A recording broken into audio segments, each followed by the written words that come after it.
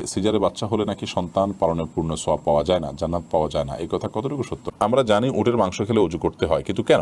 ফরজ গোসল সঠিক নিয়ম বলবেন ঠিক, চুল কেটে গোসল না করে নামাজ পড়া যাবে কি? আমরা অনেকে খেলার ছলে কিংবা কারোর সাথে রাগান্বিত হলে তাকে ফেরাউন, নমরুদ, আবু জাহাল, আবু লাহাব, শয়তান বা তাদের বংশধর বলে গালি দিই।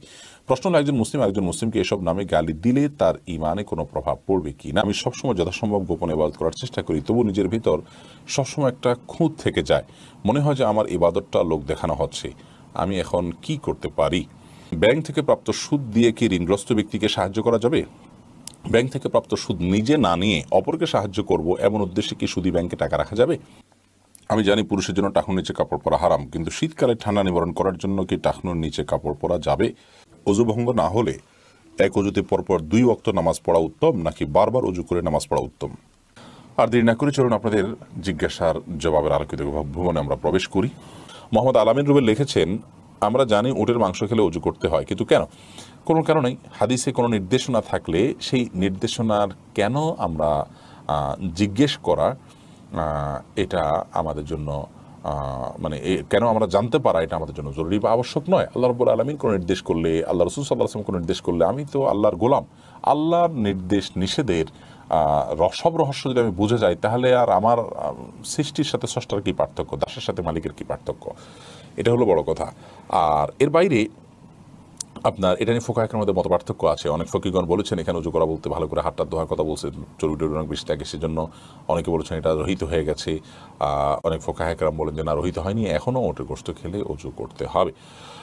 এর সুপ্ত অনেক কারণের কথা অনেক ওলামায়ে-কেরাম বলে থাকেন, সেই দিকে আর আমি যাচ্ছি না বিস্তারিত। যেমন ওটের বাথানে শয়তান থাকে, বিশেষ করে ওটের রাখার যে জায়গা, গোয়াল ঘর যেরকম থাকে এরকম, সেখানে শয়তান জায়গা থাকে, সেখানে সালাত আদায় করার পরে হাদিসে নিষেধাজ্ঞা আসছে। তো ওটের গোশত খেলে ওট আমরা ব্যবহার করতে পারি, হালাল, নবী করিম সাল্লাল্লাহু আলাইহি ওয়াসাল্লাম ওটে চড়েছেন, চড়বেন, সবই ঠিক আছে। কিন্তু শয়তান ওই জায়গায় আশ্রয় নেয়, সেই জন্য তার একটা প্রভাব মানুষের মধ্যে পড়তে পারে, এই জন্য এটা গোশত খাওয়ার পর উজু করার কথা বলা হয়েছে। এরকম ব্যাখ্যা অনেকে করেন, আর অনেক রকমের ব্যাখ্যা আছে। এই ব্যাখ্যাগুলো নেহায়েতি ওলামায়ে-কেরামের নিজস্ব ব্যাখ্যা, হাদিসে এর কোনো কারণ উল্লেখ করা হয়নি, আল্লাহ তাআলা ভালো জানেন। কিন্তু এর মাঝে কল্যাণ আছে আর এটা নামার মাঝে অকল্যাণ আছে, সেটা একেবারে পরিষ্কার। যদিও আগেই বলেছি যে এটা নিয়ে মতপার্থক্য আছে, যে হাদিসের উপরে এখন আমল করে ওটের গোশত খেলে অজু করতে হবে কিনা, অজু ভঙ্গ হবে কিনা, সে বিষয় নিয়ে এমডি আলামিন হোসেন লিখেছেন, ফরজ গোসল সঠিক নিয়ম বলবেন ঠিক। ফরজ গোসলের সঠিক নিয়ম হলো শরীর বা কাপড়ের কোথাও নাপাক থাকলে সেই জায়গাটা আগে ধুয়ে ফেলতে হবে।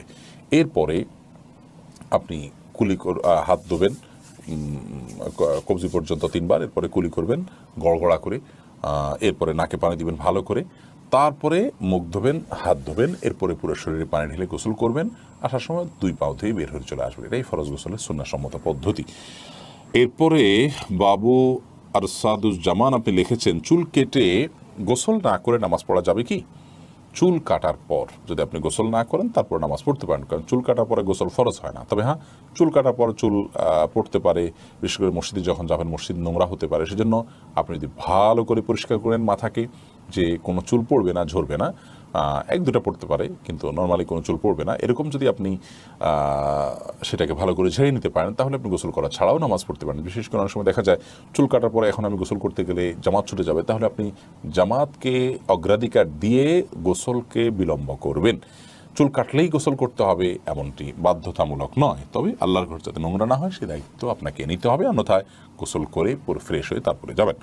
কাউসার আলম খান লিখেছেন, আমরা অনেকে খেলার ছলে কিংবা কারোর সাথে রাগান্বিত হলে তাকে ফেরাউন, নমরুদ, আবু জাহাল, আবু লাহাব, শয়তান বা তাদের বংশধর বলে গালি দিই। প্রশ্ন হলো, একজন মুসলিমকে এসব নামে গালি দিলে তার ইমানে কোনো প্রভাব পড়বে কি না? অবশ্যই ইমানে প্রভাব পড়বে ভাই কাউসার আলম, কারণ নবী করিম সাল্লাল্লাহু আলাইহি সাল্লাম বলেছেন, ইমানদার কখনো লাআন তাআন ফাহিশবাজি, অর্থাৎ ইমানদার কখনো অন্যকে গালমন্দকারী, অভিসম্পাদকারী এবং নিচু কোনো উক্তিকারী হতে পারে না। আল্লাহ তাআলা আমাদেরকে হেফাজত করুন। যারা অন্যকে গালমন্দ করছেন, এই যে কথাগুলো বললেন, এগুলো সব গালি। ফেরাউন বলা, নমরুদ বলা, আবু জাহাল বলা, কোনো কাফেরের নাম ধরে তাকে ডাকা, তার মানে তাকে কাফের মনে করা বা তাকে ওই কাফেরের সাথে তুলনা করা, এটা অবশ্যই গুনাহের কথা, এটা অবশ্যই গর্হিত করা, এবং এটা কোনো মুসলমানের জন্য জায়েজ নয়। এমনি মনিরুজ্জামান আপনি লিখেছেন, ব্যাংক থেকে প্রাপ্ত সুদ দিয়ে কি ঋণগ্রস্ত ব্যক্তিকে সাহায্য করা যাবে? ব্যাংক থেকে প্রাপ্ত সুদ নিজে না নিয়ে অপরকে সাহায্য করব এমন উদ্দেশ্যে কি সুদী ব্যাংকে টাকা রাখা যাবে? খুবই সুন্দর একটি প্রশ্ন। আমাদের অনেক ভাইয়েরা সুদী ব্যাংকে টাকা রেখে থাকেন এই উদ্দেশ্যে যে সেখানে টাকা রেখে যে লভ্যাংশটা আসে আমি ভোগ করবো না, গরিব দুঃখীকে দান করব। তাহলে আপনার দারিদ্র্য বিমোচন হলো, গরিব উপকার হলো, আমি তো আর হারাম খেলাম না।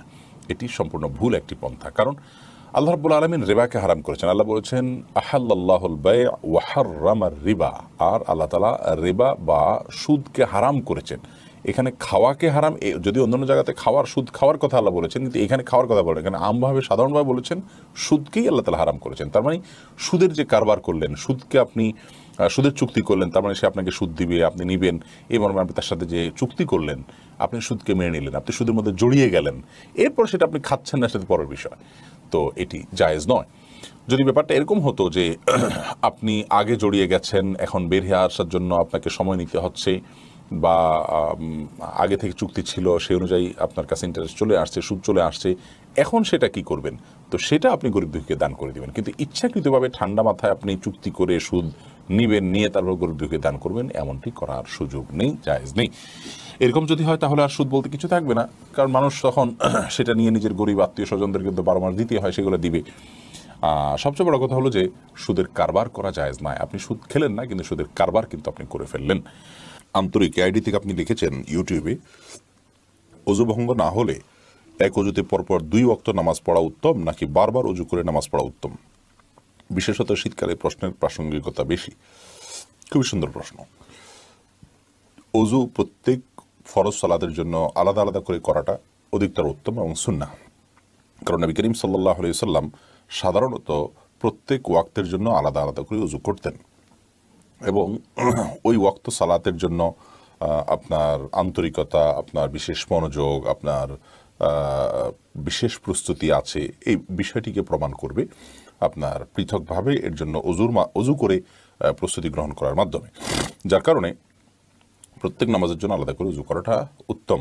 তবে এক অজুতে একাধিক ওয়াক্ত সালাত কেউ পড়তে চাইলে সেটাও জায়েজ আছে। নবী করিম সাল্লাল্লাহু আলাইহি সাল্লাম সেটিও করেছেন, বুখারীর এক হাদিস থেকে বোঝা যায়। ওমর রাদিয়াল্লাহু তাআলা আনহু জিজ্ঞাসা করেছেন, ইয়া রাসূলুল্লাহ, আপনাকে তো সাধারণত এরকম করতে দেখি না। তখন নবী করিম সাল্লাল্লাহু আলাইহি সাল্লাম বলেছেন যে এটা আমি ইচ্ছাকৃতভাবেই করেছি। তাহলে বোঝা গেল নবী করিম সাল্লাল্লাহু আলাইহি সাল্লামের সাধারণ আমল ছিল যে তিনি নিয়মিত প্রত্যেক ওয়াক্তের জন্য আলাদা অজু করতেন বেশিরভাগ ক্ষেত্রেই। তবে মাঝে মধ্যে এক অজু দিয়ে একাধিক ওয়াক্ত পড়তেন। অতএব এক অজু দিয়ে কয়েক ওয়াক্ত সালাত আদায় করলে তাতে নামাজ হয়ে যাবে, কোনো অসুবিধা নেই। উত্তম হলো পৃথক পৃথক অজু করা প্রত্যেক ওয়াক্তের জন্য। পপি ইসলাম আপনি লিখেছেন, সিজারে বাচ্চা হলে নাকি সন্তান পালনের পূর্ণ সওয়াব পাওয়া যায় না, জান্নাত পাওয়া যায় না, এই কথা কতটুকু সত্য? না, এরকম কোনো কথা হাদিসে বলা হয়নি যে সিজার হলে হবে না, অন্যটা হলে হবে, এরকম কোনো পার্থক্য হাদিসে করেনি। আমরা কিভাবে সেটা করব?